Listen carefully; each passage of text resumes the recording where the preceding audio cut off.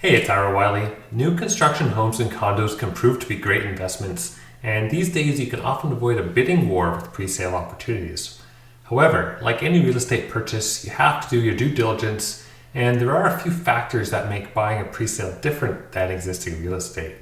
Here are 5 things to watch out for when purchasing new construction. The first mistake buyers make is not doing their homework on who the developer and builder are. You want to buy from an established developer with a proven track record who hires quality trades. Have your realtor pull up their past developments and see how the resale value has been on these units. Do they have any history of problems with build quality, or have they failed to meet building timelines? Do they have more projects planned in the future? Watch out for one-off developments, especially with no local connections or history. The second mistake buyers make is not reading the disclosure statement thoroughly.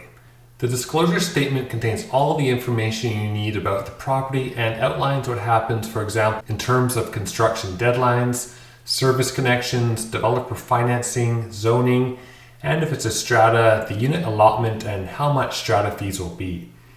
Here's where a good real estate agent on your side can be invaluable to help you dig through this information. Number 3 is not having a good understanding of the space and site plan of what you are actually buying. Oftentimes, all you have to go on is a showroom and concept drawings, and sometimes those aren't even available. Try to get a walkthrough of the site, even if it's not complete. If there are past units or similar size units available, try to view those to compare. There is nothing worse than walking into a new condo and realizing it is much smaller than you expected. Outside, find out what is going to be built in that empty parking lot across the street. Is the green space next door behind your home protected? Due diligence in the neighborhood and site plan is very important, and the municipal hall usually has many of these answers for you.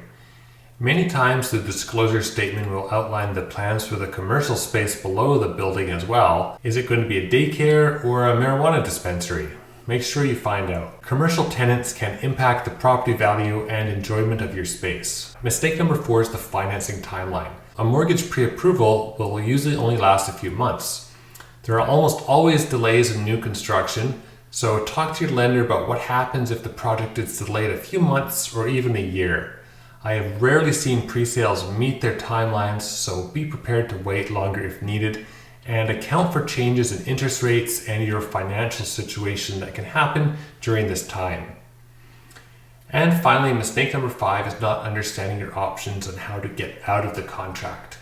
Here in BC, we have a 7-day rescission period with new construction that allows you to walk away for any reason and get your deposit back after you have an accepted offer. After that, you need to understand how you can get out of the contract. For example, if the building is never completed or drastically different than you expected, what happens to your deposit at that point? Also understand that your rights to assign the contract are often very limited these days and will require you to pay a penalty and have the developer's consent if you wish to sell it before completion. It's a good idea to add a clause that allows you to assign the contract to immediate family members in case your life circumstances or finances change before the building is built. I hope this has been helpful. If you have any questions at all about new construction or buying a pre-sale here in Victoria, please don't hesitate to contact me. Thank you for watching, and I'll see you next time.